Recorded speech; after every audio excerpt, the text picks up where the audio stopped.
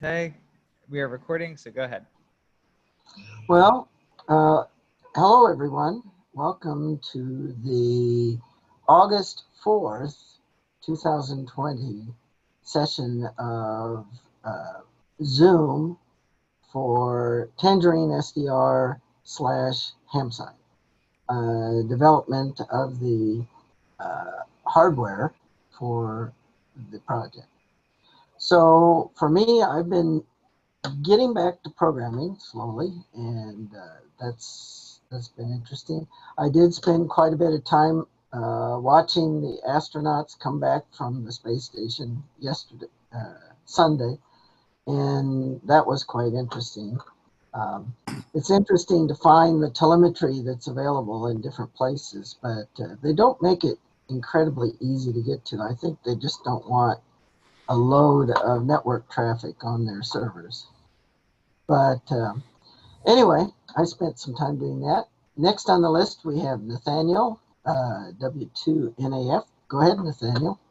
Thank you very much, Dave. As I said, I've been spending my time working on grant proposal writing, which has involved a lot of reading about ionospheric atmospheric coupling and also talking with other space physicists about this. And I've been doing a lot of looking at the RBN and WHISPER data that Bill has so kindly sent me as part of that as well.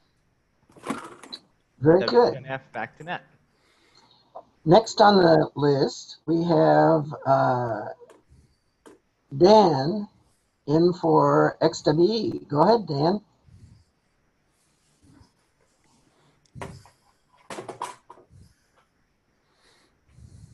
Dan, are you there? His mic's going, but I don't hear him. We'll go on down the list. Next on the list, I can see Dave Witten, KE0EAG. Is it E0? Okay. KD0EAG. Oh, KD0EAG. I just took it off my thing, changed it. So, Dave, please go ahead and give your report. Well, I don't have a lot of my own work to report. Julius Maddie has been doing a good bit of stuff, and I've been trying to make sure that gets onto the mailing lists, so other people can see what he's coming up with. Also, I believe Hyoman and Gil has been suggesting some things for trying to make more sense out of our magnetometer results. Other than that,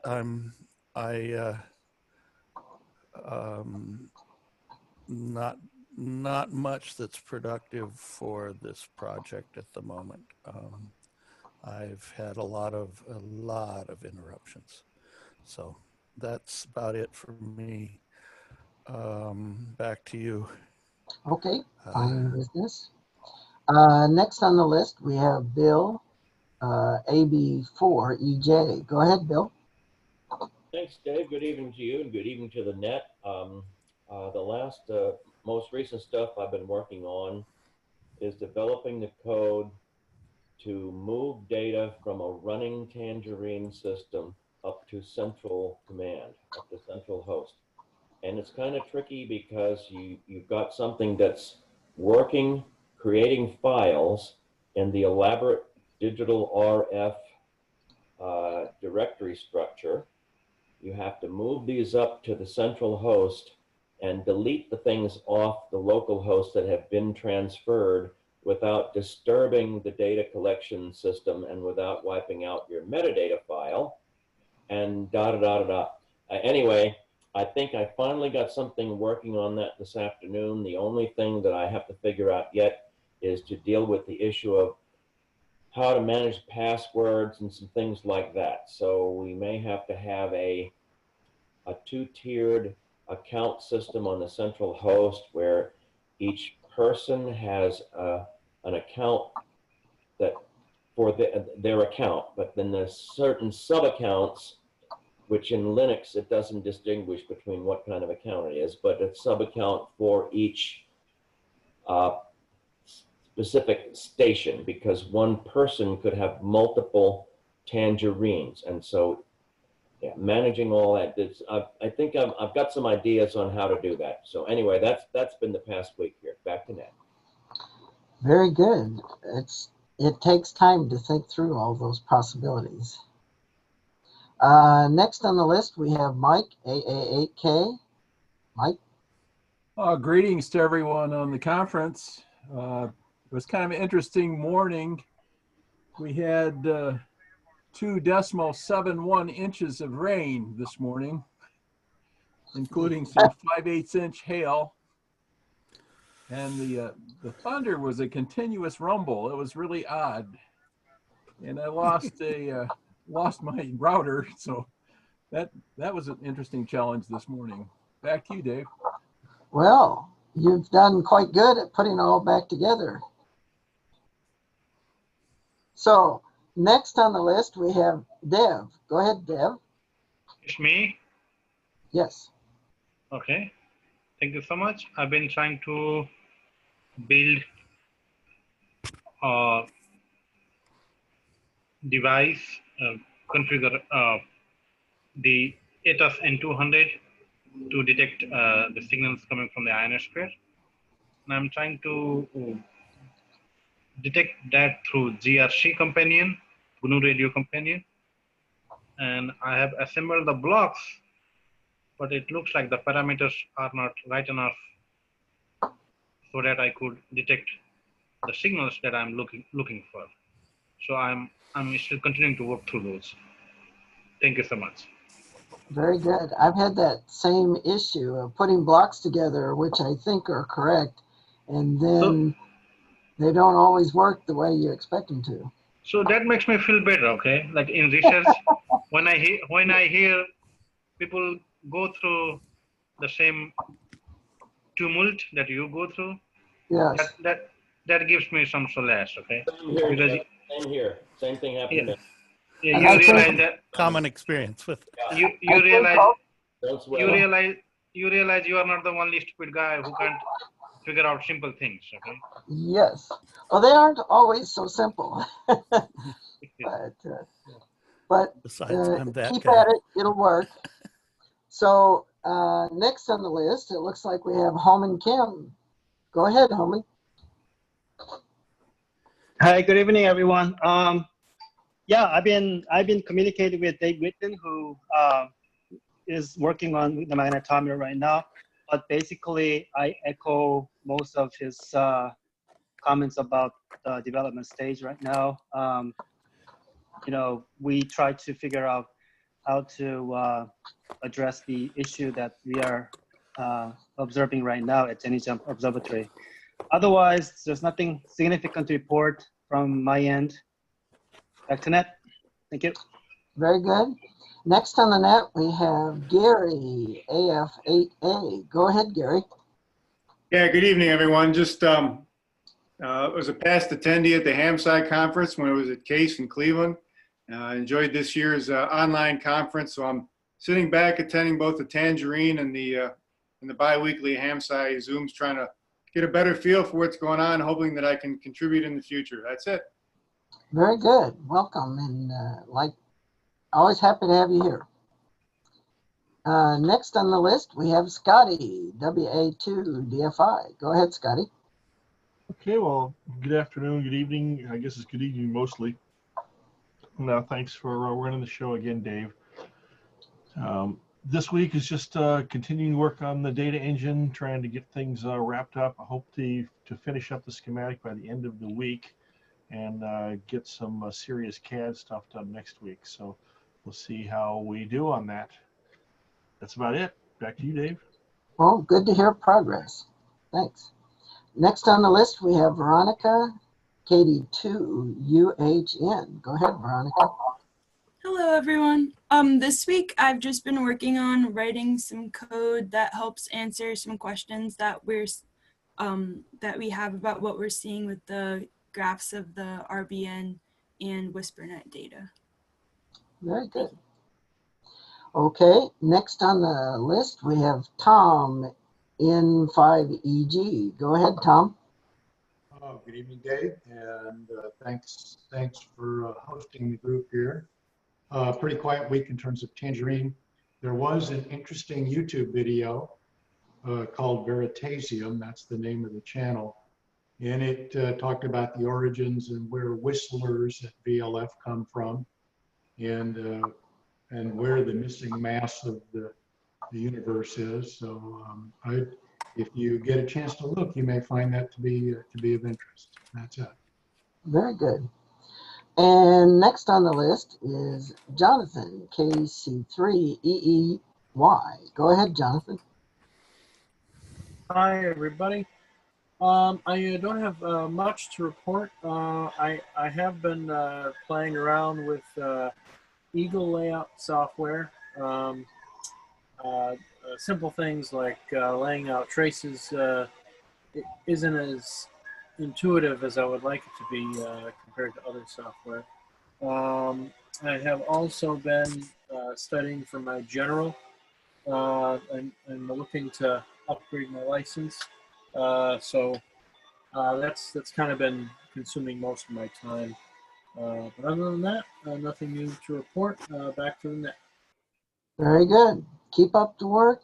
That general's just over the hill. Well, you can get it. So next on the list, we have Dave McGaw in 1HAC. Go ahead. Hello, everyone. We're making preparations for the hurricane coming up here in New England. That'll be fun. We're supposed to get 2 to 4 inches of rain, maybe some decent wind. That would be tomorrow night for us. And God knows we need the rain. Hopefully we don't get too much, but we're in a drought up here right now. As regards to the project, I did some quick tests on the magnetometer, and I'm a little I wonder if somebody could give a quick synopsis of what's been found, I guess, once we get into discussion, because I'm a little confused about what is confusing others. But I'm getting very consistent results on mine. I get a very slight negative temperature characteristic of about 3.5 hundredths of a microtesla per degree C, tested from room temperature 25 to 85, which is its rated limit. And I also have about, even just without doing anything special, I have about 5 hundredths of a microtesla noise in the environment here. So I'm just using Earth's magnetic field as a test, figuring it's relatively low noise and constant. So, I'm looking forward to maybe some discussion in a bit. But I also notice I'm using the simple test bed. Still trying to get the extender up and running. I realized I was given an earlier set of PC boards, so I have to patch them a little bit to get the I2C to work. But trying to move ahead on that. Thanks. Very good. Well, next on the list, we have Dan in for X2E. Are you there, Dan?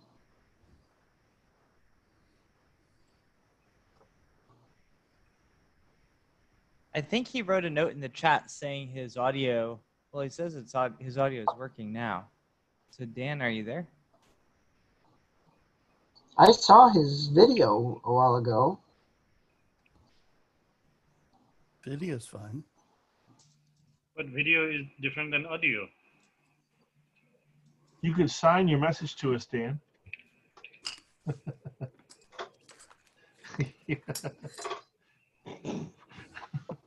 So anyway, Dan's here. Welcome, Dan. And we're going to open it for general discussion. I think one more. I think Inye showed up. I saw her a minute She ago. disappeared out of my list. Oh yeah. Okay. All right, Dave.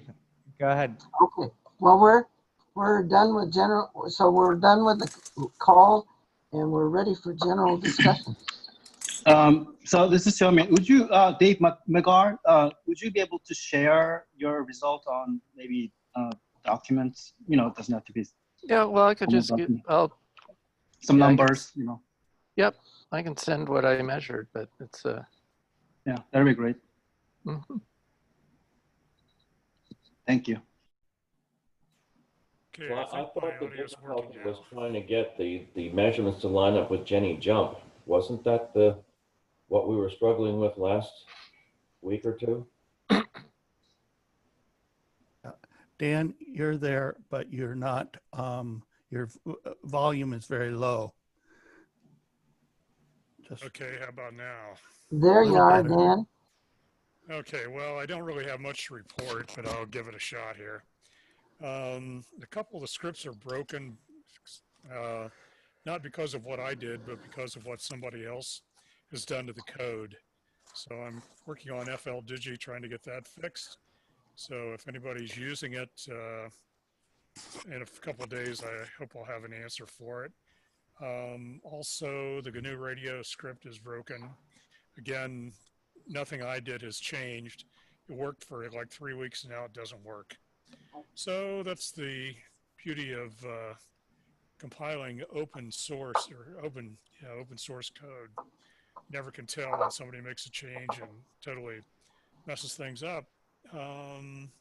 Anyway, I think I got my audio working, and back to you, Dave. I have one question for you. Have you built a script for SOAPy SDR? I have not, but if you use the LinHDSDR or HPSDR script, Yeah. that I think has SOAPy in it. Okay. I mean, I know I compile it with the SOAPy dependencies. Yes. I'm not sure how SOAPy shows up, but I think it shows up as a checkbox, and if you check the box, you should be able to communicate with SOAPy devices. I got emails today indicating that I believe they've released a new SOAPy or a new all the POTO stuff and the support for the Lime SDR stuff, and with new, I believe it's new SOAPy stuff. That's great. I Came spent today, just in time to mess you up. I spent time working on it Saturday. Yeah, well, that's the fun of it all. Sorry to interrupt Bill when I did. Back to magnetometer stuff. Dave, do you have any comments? Yes, I think Bill was saying that the open question is how do the how does the magnetometer stuff, the PNI magnetometer readings correlate with the Jenny Jump Fluxgate data, and the person who's been chasing it the hardest has been Julius Maddy. He's been trying to characterize that to a very high degree. I'm sorry, Dev? Oh, sorry. Oh, I see. But as to the best of my knowledge, we still haven't got a completely satisfactory answer to how does that relate to the Jenny Jump reference magnetometer data. There's some issues there, but Hillman indicated that Gil, who's at the site, would probably be trying to move the device closer on next week sometime, and then taking some more readings. I do have some questions for Hyomin about, I didn't quite understand some of what he asked me in an email on reflecting, but otherwise, I think we're doing our best to make some sense of it. I'm not really the one to judge, so I try not to over the net. So just to add to what Dave just mentioned, so what Gil was suggesting is to move the sensor to the existing science fluxgate magnetometer site, so that, I mean, these two magnetometers are pretty close, but they're not really close to each other. So what his plan, well, yes, I mean, we can consider it as a just same location, but one is at the observatory and one is at Gil's house, which is maybe like a half-mile away from the observatory. So the plan is to move the sensor to the observatory and look at the orientation of the existing magnetometer so that we make sure that the orientation is completely identical. That way, also, we can rule out any environmental differences between those two locations. The only problem is that the observatory has a little bit of, strange conduit situation, so it's not straightforward to feed the cable through the wall so that we can install Python, the main board inside the observatory. So that's why I was asking you whether we can power the entire electronics from the battery so that we don't have to run the cable through the wall of the observatory. That way we don't have to worry about, running the cable. That was the question. So. Okay, were you talking about by the entire electronics? I didn't know whether you meant the remote module or the Raspberry Pi and the local module, everything. No, entire module outside, so that we don't have to run the LAN cable between the sensor and the building inside. So it's not totally impossible, but right now the conduit, the penetration pipes are not so, easy to work with right now. So he would hope to install everything outside. Well, of course, you got to keep it dry and all the obvious things, and it just needs a 5-volt. Whatever a Raspberry Pi, it all runs from the Raspberry Pi in that sense. I was thinking you were wanting to run just the remote module, but you need the basic 5 volts, and the Raspberry Pi regulates down to 3.3 and provides both the 3.3 and 5 volts to the magnetometer stuff. You just need to be sure that you have a good source of power. If you have I don't know what the range, and I don't know exactly which Raspberry, but you're using a Raspberry Pi 3, I believe. I'd have Correct. in that case, it's pretty easy to answer. It's easier to answer, but you need a good battery, a biggish one. And depends on how long. I'd have to work it out. I know I used to run some other equipment that was probably a good bit more power consumptive than this. I could do 4 hours or more off of a 6,000 milliampere hour. I've got some left. I think they were 6,000 milliampere hour lithium batteries, but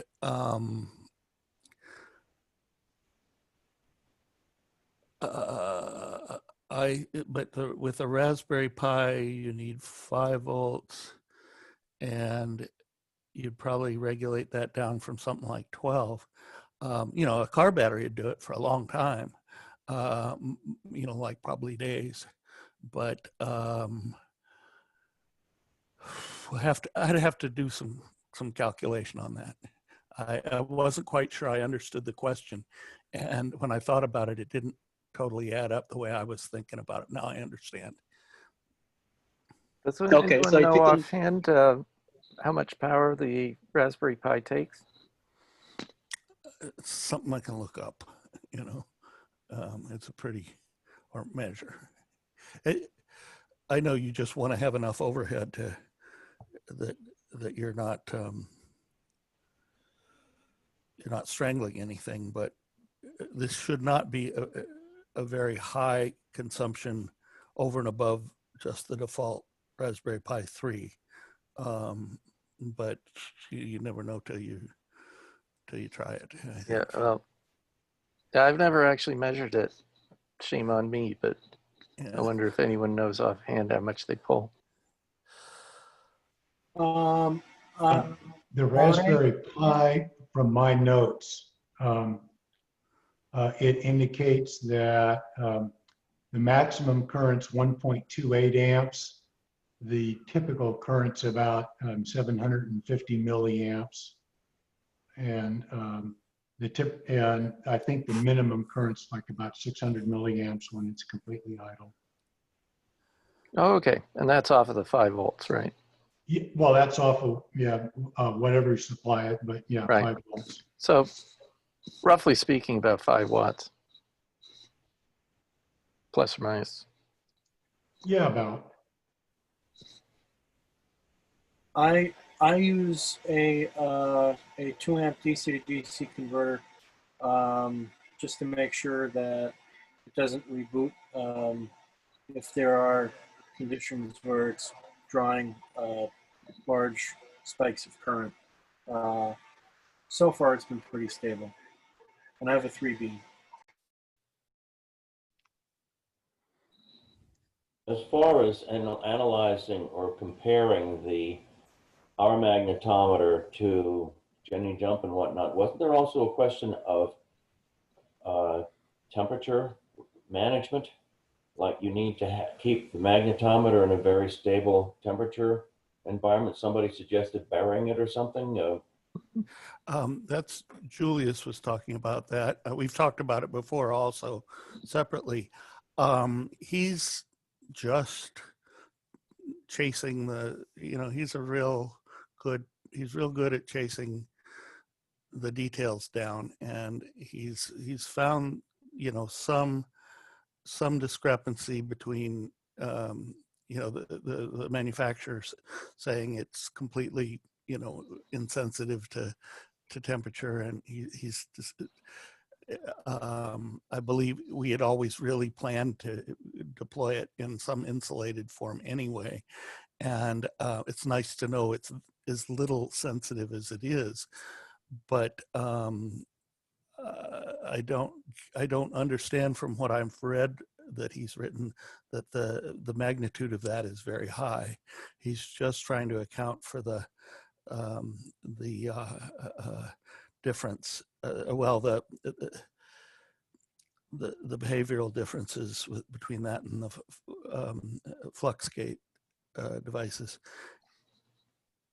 as I understand it. And once it gets cranked through the math to display it the way both Hyomin and I believe most of the time Julius is doing, I get muddled about exactly what I'm looking at as far as, the magnitude of differences.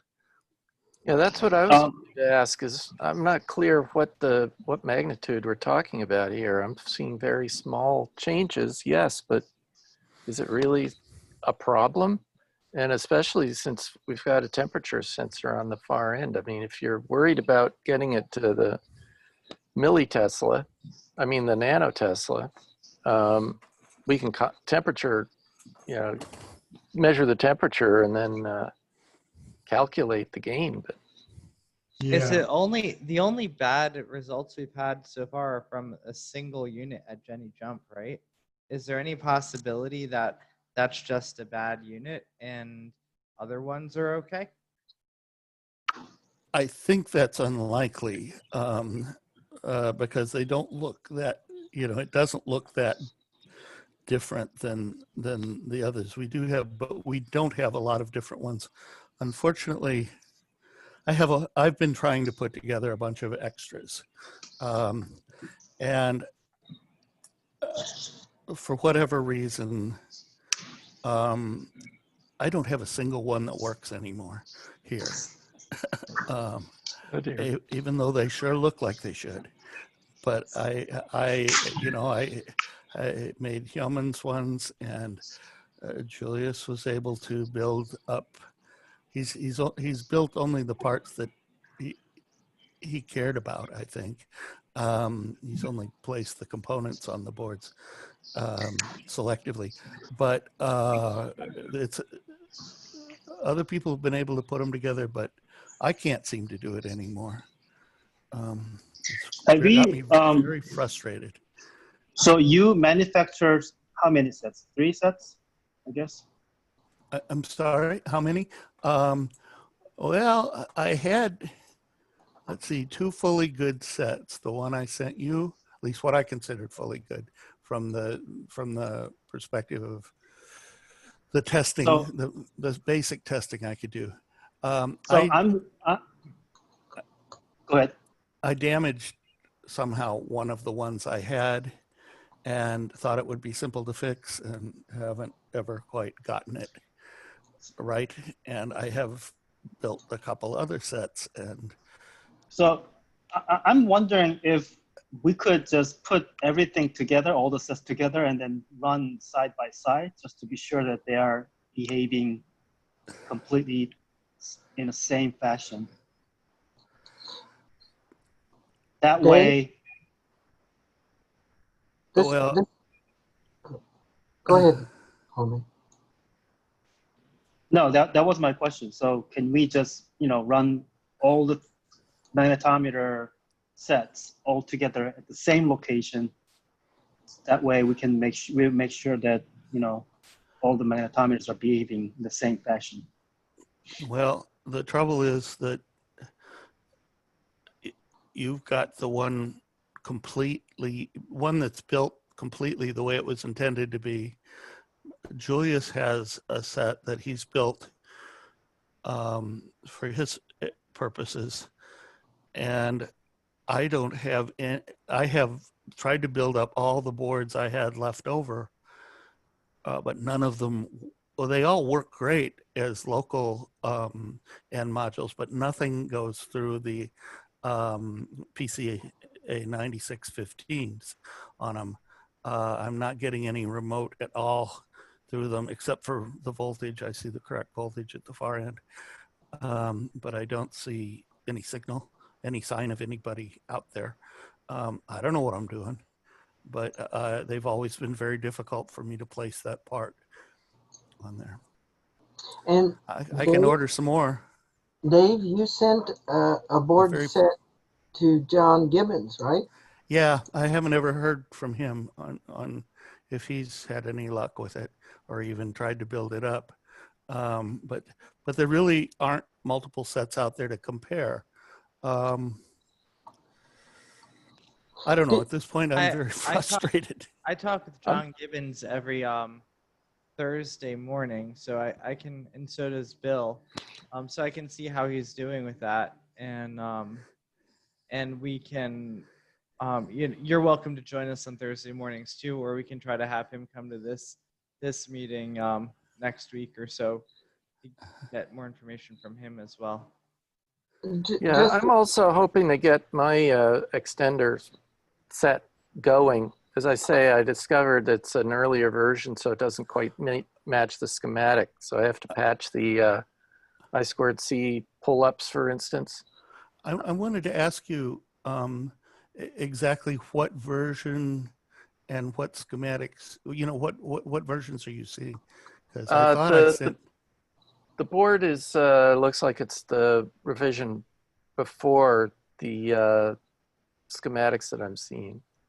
And well, I kind of overwrote some of the schematics, and well, I can figure it out. I'm seeing what it's doing, but I just have to patch through it. I've got the, I'll just to report on progress. I've got the tiny chips on the board successfully. Okay. And still working on the final assembly.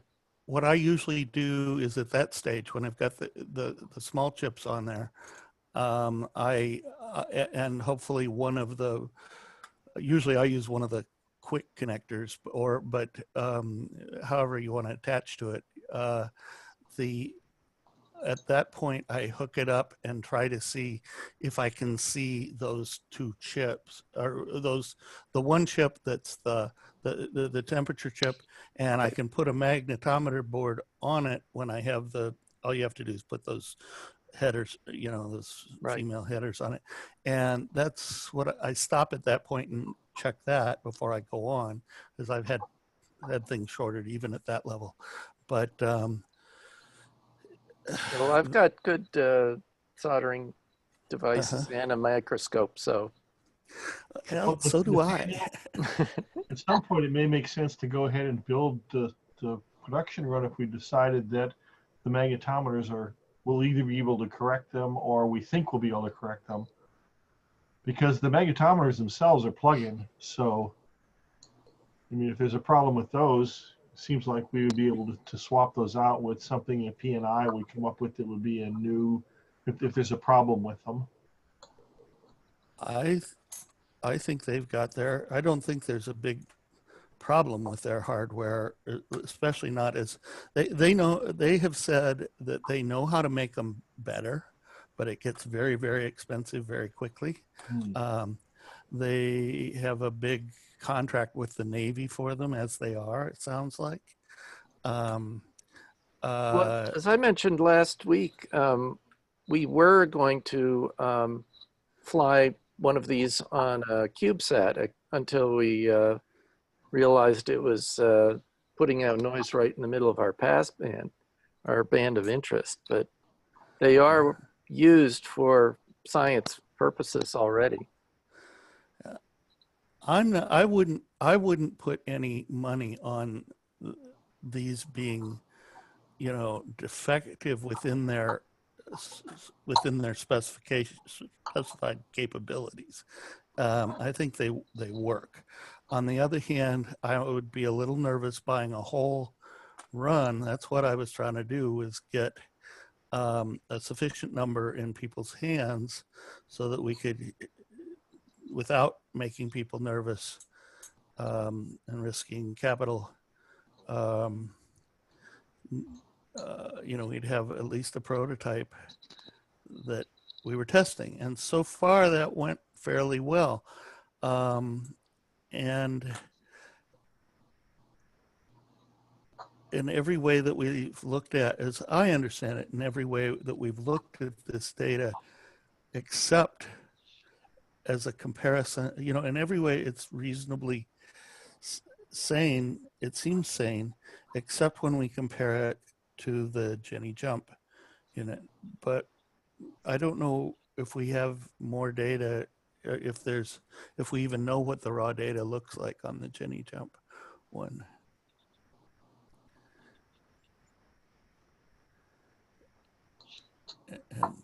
Do we have any other standard things we can compare against besides Jenny jump? So I was looking at. Yes. Yes. Oh, okay. Go ahead. I'm saying first, the magnetometer that I'm using here matches the magnetic field numbers for my location. So I'm convinced that it is giving accurate numbers. I also have a research grade Bardington to compare to. I just haven't hooked it up yet to get the same numbers out of it. And I also, if I have to go to it, I do have, our lab is opening up a bit at Dartmouth, and I do have Helmholtz coils that I can use to do absolute calibrations on it. But from my initial tests, it seems to be giving me correct numbers. But I'm using the simple test bed and not the extender. So I'm hoping to get that up and running the extended version quickly, and I'll work through and make sure the signals look all right and the numbers that I'm getting look all right. One thing I'd say to Scotty is that if you send off your schematics to anybody to have them built, before you do that, give it one last really hard look on the I2C extender. Make sure. I've been doing that myself. I don't see any problem, but I don't consider myself the world's great expert on that. Well, Dave, I did mention to you that there's an anomaly on the addressing. Yeah, that I noticed on the current rev of the board. Yes, that was what you told me about that, and I, yes. Fortunately, you don't normally use those addresses. I put them on kind of at the last, and I got I did them wrong. Yeah, actually, the way that you had it artworked, you were basically running current through the pull down resistors. Yeah, and I think I've seen that. No, wait a minute. No, what I said is that they were floating. The address inputs are actually floating. Yeah. You have to jump across there to get anything on it. Yeah. Well, in most cases, it just goes to the default unless you explicitly, the higher ones I've never seen a higher address than 19, which is the alternative for A0. If you're not doing anything with those address lines, that might be an explanation of what you're seeing, because they are floating. And I looked at the data sheet for the chip, and this is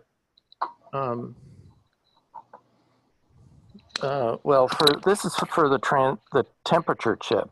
Now that I think about it, this is all about the temperature chip. Yeah, they are pulled up, so they have to be pulled somewhere. No, my reading of that data sheet is that they do not have internal pull-ups. Right, they are not pulled up, which means you must pull them. You have to tie them somewhere. So it's possible that those guys, if they're floating, can be hitting the same address as the magnetometer periodically. And they might be fighting. So you're saying that the measurement could be because it's really a mix of measurements from different sensors? Right. It would be just erroneous data coming in at random reads, perhaps. Right. I don't think we've seen anything in the data that makes it look like that. It could be, they're quite different values, but they're only 8-bit values coming off they're 16. Anyway, just keep in mind that the run that we were going to do is not a production run. It was a prototype run. And it was it's still to solve this problem of not having enough units and having them being hard to build because they would be built by machines. So yeah, it would eliminate that problem altogether. Yeah, and I was at the point of wanting to have some machine built ones. And I mean, we're ready to do that, and it's really not that much money. And the schematic's done, the layout's done, everything's done, but I'm certainly not averse to having everyone look at the schematic again to see if there's a problem with it. I know you've looked at it and Jules has looked at it, and I don't know who else. I think maybe I sent it to you, David, but certainly we can send it out and have everyone look at it again. Well, do we need to deal with these floating inputs before we do a prototype run? Well, I don't have floating inputs. I don't think Scotty did. He didn't duplicate that. Did you send that around, Scotty? I did a while back, and actually what I sent around was the like a Rev X2, and then everybody commented, and I made the changes that everyone had made comments on, and then I didn't send the final one around. So maybe I need to do that and let everyone look at it, see what. That would be good. I'd feel better if all this stuff went past everybody's eyes who had an interest in it. Like I said, it did before, but I didn't put the final past everyone's eyes like it should have done. Sure. And we haven't built any yet, so we can still change it before we build anything. Well, if those are still essentially prototypes and wouldn't be catastrophic, we ought to have a good look at them and go ahead and build them, maybe. Because it seems like it might solve some of our problems here of not getting enough data points. Well, I'm not sure that that's what's causing the immediate problems, but anything's possible. And but what is it, Daniel or David suggested maybe we put all of them at one place and maybe put 4 of them all next to each other and see yeah, what it looks like. I'd think love to that's see a how good they idea. compare to each other. Yeah. Yeah, not only compared to the Helmholtz coils, but compared to each other. Are they consistent or not? Mm-hmm. Yeah, yeah. Now, Julius has done some Helmholtz or some single axis Helmholtz type tests, and he says everything's always within 5%. He said that repeatedly, and And you know, Nathaniel, we don't have to build all the number we were talking about. I think we wanted to build 50 of them. We can cut that back to 10 or something and make it more reasonable. So if we do find a problem, we can fix it before we get too many of these floating around. Sounds good to me. Aren't there also some geomagnetic parameters we can get from certain satellites that we could compare over time and see how our device tracks? I don't think that would work. Yeah, first of all, satellite measurements are not comparable to ground measurements. What we could do is to compare our local measurement to science magnetometer that is close to your location. For example, Julius, I think he said, where is he located? So I think a couple of weeks ago, I was looking at his location and tried to see if there's any USGS magnetometer nearby. The problem is that I don't think it's too early to see the most recent data set right now because it's not real time. They have to do some post processing, I guess. So I see. It wasn't really ready publicly. Yeah, he's in. Well, I don't know what to me is upstate New York, but I don't know if that's the correct terminology since I haven't lived out there in a long time. I would, just like Dave McGaw mentioned, I would just look at Helmholtz coil experiment and, any like Bartington magnetometer nearby. I think that would be sufficient at this moment. We don't really have to worry. We don't really have to wait until the post-process data become available. Yeah, but I'll also mention that what I'm doing is there are sources that you can just put in your geographic location. It'll give you the average geomagnetic field, X, Y, and Z locally.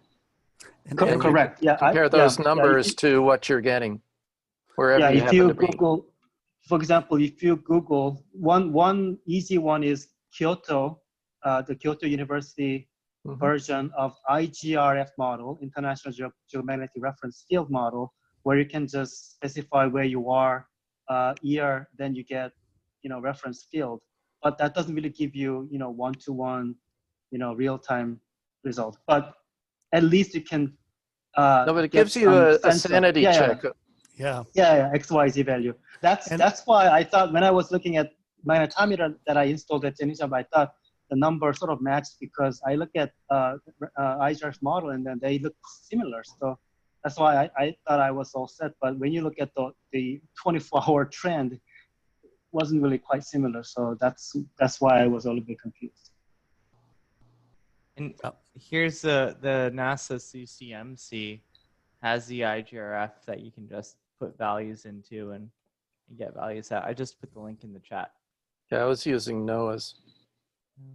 Could you, Nathaniel, could you also share Kyoto IGRF thing? That because the reason why I recommend this because it's graphical. It's a lot easier to use. Okay. It's very self-explanatory.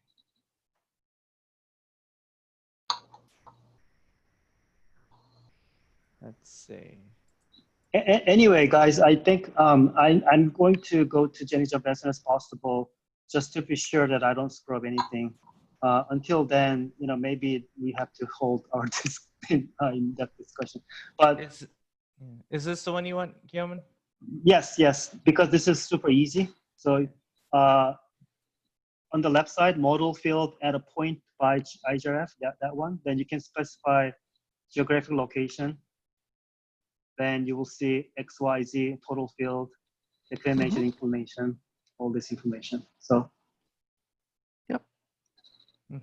Yeah, this is very easy to use.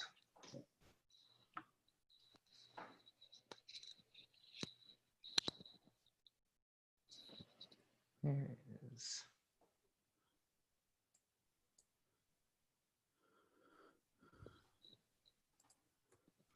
And I just put that in the chat too.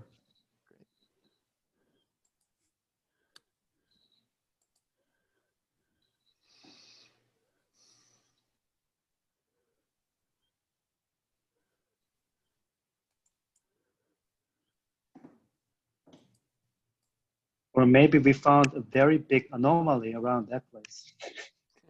Yeah. Gil's place is like a, Yeah, you know. I've always thought Yeah. there was something strange in New Jersey. Yeah.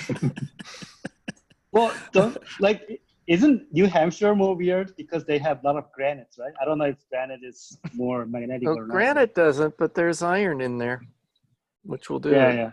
Yeah. Well,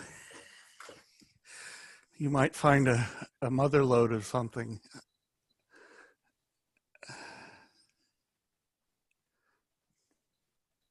So there's the building, the main building.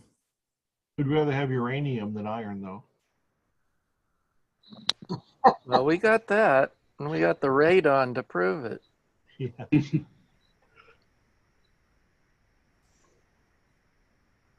But anyway, yeah, I'll try to go there as soon as possible to see what's going on. But I cannot really think of any other thing that I did wrong. Yeah. Well, Hillman, House at the top. Yeah, I'm listening. oh, I thought I heard someone else. If you want to put the whole thing outside, the one thing you won't have out there is internet time. And that is correct. Well, is that true? Like, won't you No, be able there's to get it internet over there. Wi-Fi? No. You'd have to put it on, set it up. That's all. I mean, they have Wi-Fi that covers this whole area. Do they? Yeah. I've never been to a state park with Wi-Fi. This is a very special This state is park. not your normal. This is not your. They have a LiDAR system over here, and what it is. There's this group called the United Astronomy Clubs of New Jersey, and it's a club of amateur astronomy clubs. And so I know it's one of their Nathaniel, sites. what are Yeah. these little buildings here? These are all little telescope observatories. So the roof of one of these will slide out and then reveal a telescope. My brother does that stuff. Yeah, and we actually have one of our Doppler receivers over there. Probably, and it is right. connected to the internet. That's how we get our data back. Yeah. Yeah, so, and they have, before the pandemic, during the summer and spring and fall, every Saturday night they'd have public telescope nights here where people would come out, the clubs would come out, open these up, and the public would come in. There'd always be a public lecture here at 8 p.m. in the main house, and then people go out and look under the stars. And they do have it set up so there's Wi-Fi that basically covers this whole little area. Yeah, because if you don't have Wi-Fi, nobody would come, right? That's right.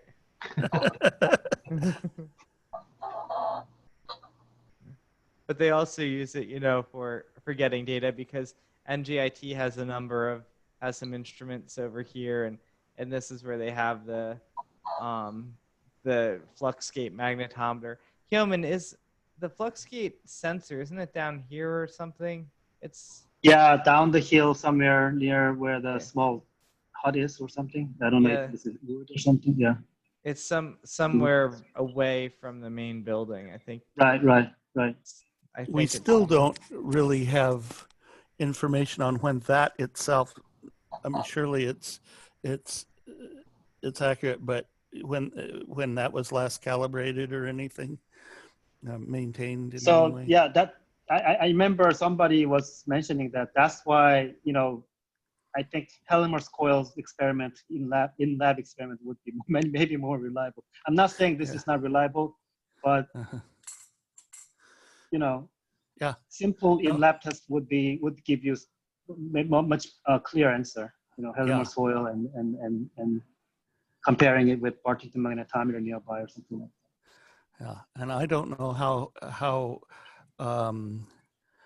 Julius has been doing his Helmholtz type measurements, but he has been doing them, I think, one axis at a time, but how he knows exactly what the parameters of his setup are, I don't know if that's something you can do without a traceable reference or something.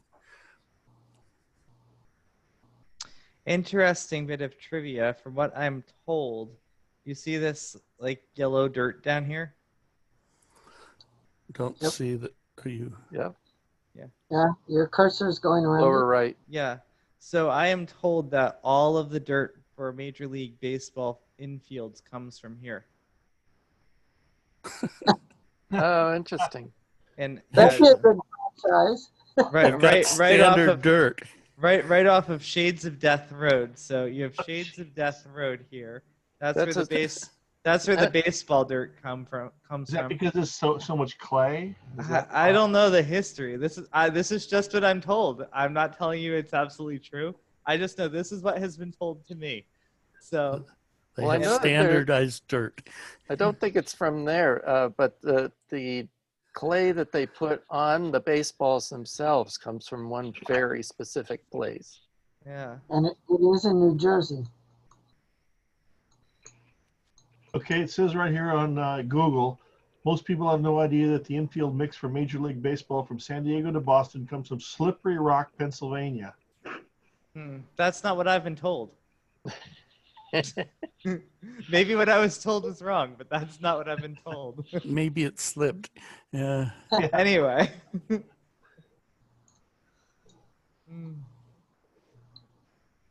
All right, guys. I think I have to step out if there's no further discussion on the magnetometer. More shall be revealed. So Nathaniel, I think if you're agreeable, what I'm going to do is I'm going to go back to our CM and find out what two builds I can build the 50 unit build into without incurring any cost penalty. Okay. And see if we can build what's the smallest what's the size build we can build that's not going to cause them to charge us more money for splitting it into two. Sounds great. We might get 10 or 12 or 15 or 3 or some number of them for the same price as we'll get the rest of them. Scotty, are you talking about 10 or 12 sets or 10 or 12 boards? Sets. We don't do everything by sets because it's going to be because we were talking. I think Nathaniel and I were talking about 25 sets, so that will be 50 boards. Yeah. But that's kind of a high number for a prototype run. So you'd rather keep the number a little bit smaller, more like 5 sets or 10 sets. I think that's probably a wise number if they'll do it. Yeah, we originally were going to build only like 6 sets. So the quote I have may be for 6. So if that's the case, basically we can split it into any 2 sizes we want, because these are going to be actually a combination of hand built and machine built.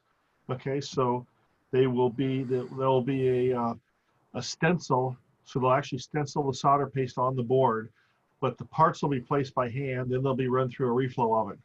So the only part that won't be done by machine is the placement of the parts, because for 6, 10, 12, 15 units, it's too expensive to pay for the electronic setup of the machine and setting and loading all the parts and all that. We get to do hundreds, then they'll do it by machine. It'll be all automated. That sounds good to me. I don't know what kind of sums of money y'all are talking about at this point, but that's all your all's call. But if it's not too crazy, I think we could survive going ahead. Yeah. And I think especially if we build only like 6 or 10, then it's not. If there was a mistake, we had to make a change. It's not a big deal. Then even if we 10's bought a nice number. even if we bought parts for 50, when they build 10 of them, I mean the bomb's not going to change. That we might have connected something up wrong. We can fix that, and then we'll only be out PC boards. So. Yep. And we've done that a lot of times before. Is we're going to build 10 boards, but we'll order 100 PC boards because they cost almost the same for 10 or 100 when you're getting down to these real small boards because they panelize them. So you're just taking a risk that there's no changes needed on your PC board. There are, well, you throw them away and you're out $500. But if you don't order them, then when you go to do the first production run, you're out another 500 anyway, always. So you just take a chance. So, okay. Yeah, that makes sense. I'll check on that tomorrow. Very good. We are at time. If I know Tom usually wants to get out. Yeah, Scotty, real clear. We said before making 10 prototypes. Can you, for the minutes here, can you clarify what you just said? How many prototypes you'd like to make? Well, the original build from Tapper that was the original quote was for 6 boards. That's 3 sets. Okay, so what I said 10 prototypes, I guess what I'm saying is 20 boards. Because I like to talk in sets because the single board doesn't really do a lot. So really the prototype run was for 3 sets. We would up that to 10 sets. Okay, so the 10 prototypes means 20 of the extender boards plus 10 of the PNI boards? Correct. All right, thank you. Okay. Does that sound reasonable for a prototype quantity? I think so. Until we get a fair number of units, we're never going to separate, general issues from specific issues. So my view is it's time to go make 10. Yeah. And Nathaniel, you agree to that too? Does that sound right? Yeah, that sounds good to me. Yeah, good. Okay. Well. All right, just wanted to, I'll put that phrased like that in the notes. Okay, thanks. Say it one more time, just. So we're going to up the number of prototypes from 3 sets to 10 sets. So that 10 sets consists of 20 extender boards, 20 boards, and 10 magnetometer boards. Sounds good to me. Okay. Yeah, sounds great. And assuming that there's no penalty for making 10 instead of the higher number. I think there will not be. I like it.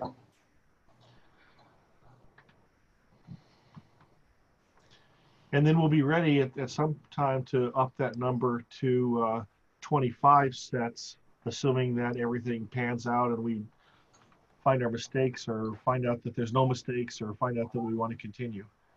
Yeah. And then if we need to make a change, we can do that for the remaining ones if we made the mistake. And meanwhile, I'll send out the final to I could put it up on the web, I guess, and put a note to the list. Do that. And then we can go from there. Everybody can look at it. That sounds like a good plan.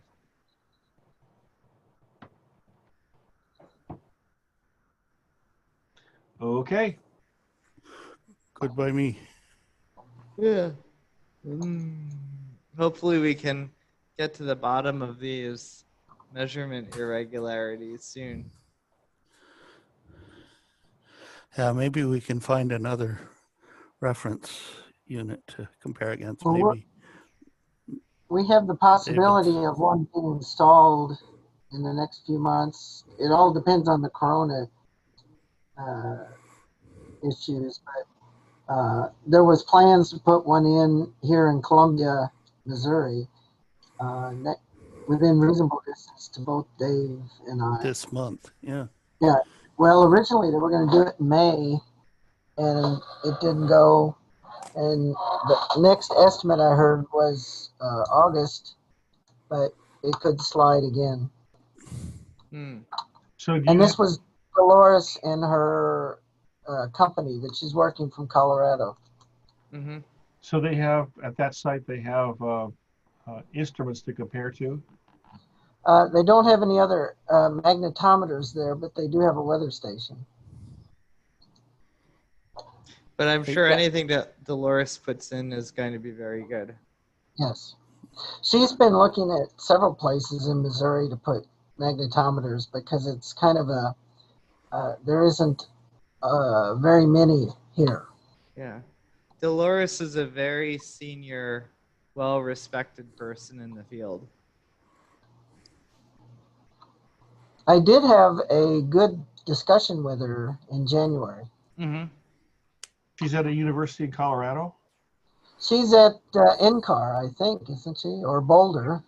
I think she might have a couple affiliations. So I think the people at NCAR, they often have like dual affiliations with like NCAR and Boulder, or like NOAA and University of Colorado Boulder. So there's sometimes some cross stuff going on. I think she's also like an Air Force colonel. Yeah, she worked at the Air Force Academy for a while. So, Yeah. so what is NCAR? The National Center for Atmospheric Research. Oh, okay. If you've ever been in Boulder, and looked up at the front face of the whatever by the Flatiron or mountain or whatever it's called, the Flatirons there, and there's a Mesa big building Laboratory. way up. The Mesa Laboratory. Isn't that the NCAR headquarters up there? That one. Yeah. Designed by I Am Pi. Yeah, I am high. Well, I am pi. Oh, okay. Well, it's striking up there, you know. Yeah. But yeah, there's a National Center for Atmospheric Research, and there's a lot of space physics and atmospheric research that goes on in Boulder, Colorado, in that area. They did a good job of blending the building into the rocks too. Yeah, to say nothing about NBS or whatever they call it, NIST stuff out there too. There's lots of standards. Yeah, NIST and NOAA. So Terry Bullitt works out there. He works at NOAA, and the National Center for Environmental Information. USGS has offices out there. Yeah. So there's a lot of things that are out there. Well, that's all I know for tonight. And perhaps then some. No one else on this call is out in Boulder, are they? No. Oh, Inye joined us. And so did Jay. And Jay. Whiskey Bravo 8 Sierra Bravo India here. Welcome. You're welcome. Good to hear you in there. Yeah, Roger, and you were talking about the architect, I.M. Pei. He was a very, very famous architect. I think he was even headquartered here in the metropolitan Detroit area. But he was a very famous, well-respected architect. Really knew his stuff, made a lot of very beautiful buildings over his career.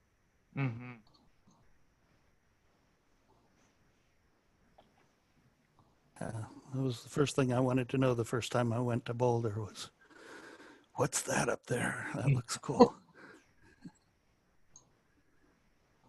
And hi, Inyane, how are you? Good evening, I'm fine, thank you. Thank you for joining us. I know you're working with Bill. Yes. Yeah. Yeah, it's good to have you on the call. So you're a graduate student working with Bill Engelke and Dr. Travis Atkinson. Is that right? Yes, Yeah. I am. How is it coming so far? Actually, well, it's coming out well. Having to understand, both perspectives. And the first time I came here, I was like, oh my God, these guys are so intelligent. Like,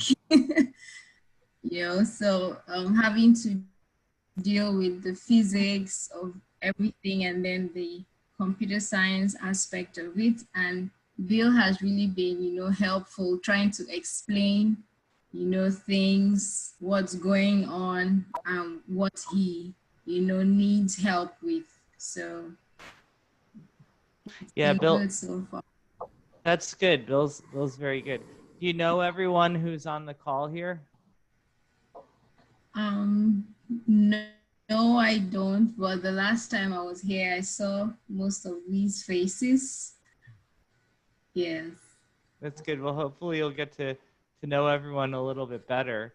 And if you have any questions, we try to be very friendly at least, and hopefully we actually are very friendly. Unless we don't like you, and then we're not friendly.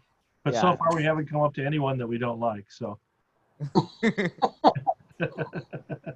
So right, far, so good. That's right. So far, yes. So yeah, we'll be glad to help answer any of your questions, and we have other people like Veronica. She's fairly new. Yeah, before a year ago, Veronica had never heard of ham radio before, and now she's got a license now. Yeah. Ooh, congratulations. Thank you. So we have a lot of people who are learning and new, and yeah. So. Hey Veronica, you got to check out the Young Ladies Radio League.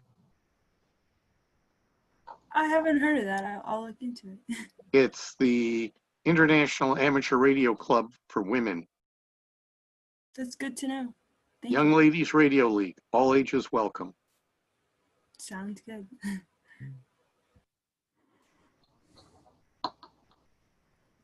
Well, I might sign here, but thank you, everybody. Need to get going. So I'm going to go QRT also and fall asleep. So. Yeah, and NENA, if you're able to, we also the Case Western Reserve Group, they meet on Thursday mornings. We can send you an invitation to that as well. Yeah, really, Bill sent me.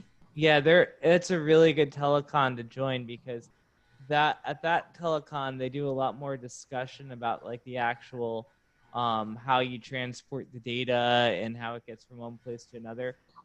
Because one of the things, their system, they're working on this low cost system, and so they actually already have hardware that they're working with, and they're already collecting data. Whereas this Tangerine group, we're still like designing the hardware kind of from scratch. So they're not quite as far along with, say, collecting data and moving it through the databases in the computer system.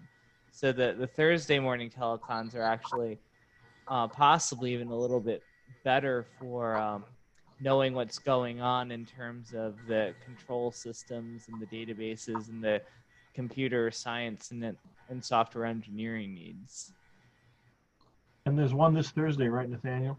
Yeah, it's every Thursday at 10 a.m. And so anyone who would like to join that, you can just send me an email and I can send you an invitation. Or I mean, it's actually Christina Collins. She's the one that runs that telecon. So it's technically her show, but she's always a more the merrier attitude for people who want to show up. Yeah. By the way, I put the link for the Young Ladies Radio League into the chat. One little plug for my partner is a member of that. One little plug for the Tapper has a booth in the QSO Today meeting next weekend. Oh, good. So you could stop by. I think John Ackerman is going to be there. I'm not sure who else. Scotty, are you going to be there? Yeah, I'm going to try to be there some of the time. Assume that's a virtual booth. It's a virtual booth. And I did a joint presentation with Phil Erickson and Christina Collins that's going to be shown. I think you've got, like, Tapper has a few presentations too, don't you? Yeah, I think so. Yeah. Hey, Dave, I'm looking for the QSO Today online here, the link to it. I'm having trouble finding it.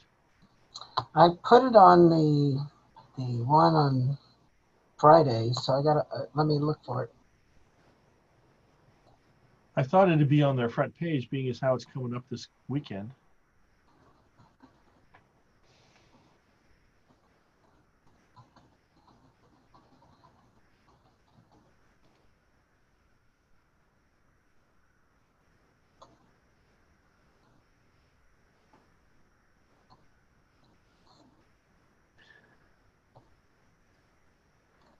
It looks like they have a weekly podcast, but this is a big event for them.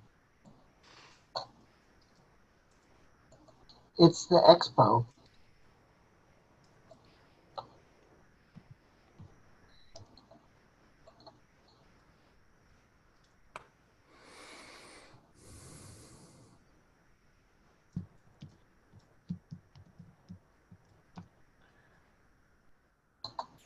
Well, here we go.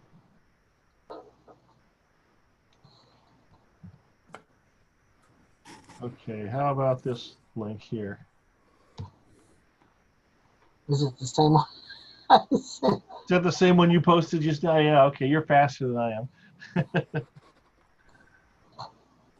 Or I'm inattentive, one or the other, or both. And it's only about a month and a half to DCC. That's true, it is. That's So, right. Scotty, if you want to give a paper, I had emailed Steve, I think, and some of you other guys a little while ago about what HamSci should do. I know in the past, like, I guess I'm getting tired again. So, I guess we need to figure out if I think Steve was asking for some help from your guys because of the great job you did with the HamSci conference. Yeah. To borrow some expertise to help us. That's your take, Dave? yes. So we've got our Zoom license that belongs to Tapper. Okay. We're doing practices. We're going to buy whatever's the appropriate amount of license space for the month when it comes, so that we can handle a bigger size meeting. But I guess there's three of us that have some Zoom experience. Mm-hmm. George and me and John Ackerman. So, and Scotty. I don't know how much Scotty has. Yeah, not much in running things, but I've operated the Zoom account as a what do you call it, a participant? So you get to talk and you get to. We will need lots of moderators. Yes. Yeah. Yeah. I found with the HamSci workshop, and then Tim Duffy's been doing this too. We split up the time and make sure there's at least 2 moderators assigned to every time. Yeah. So you always have people watching the chats. And we also, I want to figure out how Phil did he set up, did you set that up, or did Phil set up the file with the questions in it? The general file, because what he had was a link on the webpage that you could go to after the fact that had the Q&A. And had all the answers that people would, so the presenters could log into it and they could answer the questions. We did. So at HamSci we did that. We just set it up as like a Google Doc, that anyone could edit. Okay. And that then worked just out post, pretty well. Post the link on the gossip on the chat window. Yes, that's right. Now at with Tim Duffy's virtual ham fest that they had a week or so ago, they actually use Zoom's built-in question and answer function. And so there's a mechanism that's built into Zoom where people can ask questions and then other people can answer them. And that it's kind of cool. So I mean, that is kind of nice, but I also found it a bit awkward in some ways too. So Does it get saved along with the video? You know, I don't know how that ends up. It must, but I don't. I The don't Google know. Doc was always good because it persists. Yeah, and I think in some ways the Google Doc was a little less confusing because with like when I was trying to answer questions on the Q&A window, I'd run into situations where I would press the wrong thing and the question would get registered as answered. It would disappear to somewhere else, or I'd like end up accidentally dismissing the question instead of actually answering it. Yeah. And that was kind of embarrassing too because someone asked a question, I just dismissed it, and so like I didn't mean to do that, but so there is, if you like, on one hand, the question answer feature is nice because it's all integrated into Zoom, but there were definitely problems with it. Whereas, you know, with the Google Doc, it's a little bit more straightforward, mostly because it's somewhat freeform. Of course, your biggest concern is worrying about anyone deleting everything or sabotaging it, but that doesn't really seem to be a problem. Yeah. Yeah. It seems like for the most part people are extremely well behaved. And it's so easy because you just click on it and then it's there and you can type. And there's nothing to load. There's no special functions to click or anything. Yeah, and people are very used to interacting with word processing documents. And let's say you want to put in a picture or something like that, you can just paste it right in. You know? Yeah. Not a big deal. Well, sounds good, but I just thought I'd let everybody know about those upcoming events. Okay. I guess so. What I'm saying for the Tapper DCC is I would like to, I guess, be able to give, another overview update as to what we're doing with Tangerine SDR and the Personal Space Weather Station. Even if it's only like 5 minutes or something. At least I feel like we should do something like that. Well, like last time we could do like a three-way split with or four-way split with you and me and Tom and John. Yeah. Kind of like here's the software side of it, and in fact, I think the way we worked is you had one slot and then we shared another slot. Is that right? Yeah, I think. Well, last year at Tapper DCC, I think I started off by giving just a 5-minute presentation, just saying this is what the Personal Space Weather Station is. Like, these are the goals, and this is kind of where we are. And then I said, these people are going to give talks about these different things. And then there was like one for the Tangerine, one for the magnetometer, one for each of these things. So I really only took up like 5 minutes, and then everyone else had, somewhat longer talks. So our time slots for DCC are going to be 15-minute or 30-minute. Yeah. So, and we can accommodate, but we're really going to try to push, once we know the authors, to get things pre-recorded. Yeah. So that the author can be answering questions during the playing of their presentation. Right. Then we're going to have a few minutes after the presentation where you can audibly answer questions, right, Dave? Yeah. We don't expect everybody to go the full exact time but those are the time slots before we start another talk. Yeah. Yeah. And we're not going for the hour-long or 45-minute long things. I think I like that better. They'll be more like ham side talks. Yeah. Than the traditional DCC talks that were long. Yeah. So I guess I'd like to do something to, help keep the momentum going and keep everything tied together. But, Well, just send an email to Steve Bible's the one to initial contact. Yeah, I'll touch base with him. If you go to the Tapper webpage under conferences, there is all the addresses are there. Yeah. Yeah, no, I sent an email to Steve like about a couple weeks ago, and then I think we said we'll touch base again when we get closer. I would think we want to talk a little bit more about the personal space weather station as an overview that maybe more than 5 minutes that we did last time.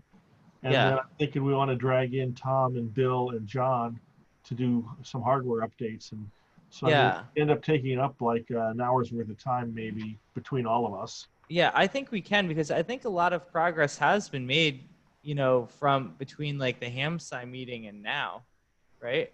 Yes. I mean, there have been a lot of, you've made a lot of progress regarding the design and the schematics of the Tangerine. Let's see, and Tom with the RF board, and Dave Witten and Julius and Hyomin and the magnetometer people. You've made a lot of progress too, even if it means that we don't have an answer yet. Like, we actually have data to show. I mean, that's worth a lot of the things on the data engine are just changes that we've made because we decided we're going to go a slightly different direction. So those too. And the Case Western group, they've made a lot of progress too, both in terms of like hardware design, but also in terms of figuring out what data they actually need to keep, because we originally were saying, okay, we're going to keep basically one measurement per second of this Doppler shift. But since Steve Serwin has come along and he's been showing us these spectrograms of the Doppler from WWV, you can really see that one measurement to characterize the Doppler shift per time is not enough. You really do need a spectrogram, because you can see these multi-hop or multi-path situations arise. And so it's really kind of changing how Case Western is thinking about what they're going to measure. And Christina Collins, they've also run this festival frequencies measurements where they had another eclipse experiment. So they actually have more data from that too. So there's that to talk about. Yeah, so are they going to give an update on their project on Thursday? Yeah, they always, every Thursday they do. Okay. So I missed Thursday because I spaced it out totally. And I, look at the time and go, oh, wait, that's 3 o'clock Eastern, not 3 o'clock. Yeah. Well, there's multiple. Okay. So there are multiple things that happen on Thursdays. On Thursday mornings at 10 a.m. Eastern, that's when Case Western has their meeting. On Thursday afternoon at 3 p.m. Eastern, that's the HamSci telethon. Okay. Okay, so there's actually 2 different telecons there. Okay. And so the Case Western one, that one's a bit earlier, and they always. So that would be the one where you see the update then, because theirs. Yeah. Okay. And that's actually, even if you don't come to it all the time, if you come to it once in a while, it's a really good chance to talk with their engineers. And conversely, I should try to get them to come over here once in a while too. Well, could you send me a link for that one this week? Because I don't think I have that, the morning meeting. Yeah, I've never seen a link for that. I'll see if I can get Christina to advertise it on the Tangerine SDR list. Nathaniel, could you ask for any of them that want to give papers to be sure to contact Tapper? Yes, I will make sure I do that. So I'll say Christina. So yes, I will send an email about. Yeah, because that would be a good source of paper, Dave. Is the Case project. Yeah, there's several sub projects in there and we had a lot of talks last year. Yeah, I think they have a lot that they can. I think you could get 2 or 3 good talks out of it. Yeah, definitely two, anywhere between 2 to 5 talks out of them, depending on. Because you have David Kasdan's looking at all of these frequency estimation techniques. Christina is really she's really taking over the Doppler shift analysis. You know, and I basically handed Steve Ryer's measurements over to her, and she's starting to dive into FARLAP. John Gibbons is doing a lot of work with the how the thing actually operates. You know, where the measurements coming from. How does the we're starting to have this API discussion with Bill. He's also doing the hardware design. Aiden Montare has started looking into doing more software and analysis. So there's a lot of different things happening over there. Sounds interesting. Scotty, I did want to let you know, John Westmoreland is thinking of giving a Tapper talk too. Oh, good. TCXO. Okay. Yeah, he was going to give a talk at Tapper at Hamvention before it got canceled. Right. So, good. I'll make sure and talk to him because he talked to me about Hamvention. Yeah, he mentioned it. Okay. Did he talk to I you? talked to him on Friday in the Open HPSDL group. Okay, good. So So anyway, I need to go, so I'm going to say 73. Yes. All right, guys. 73, everybody. You all take care. Thank 73. you. 73. Later. Bye. Stay safe, everybody.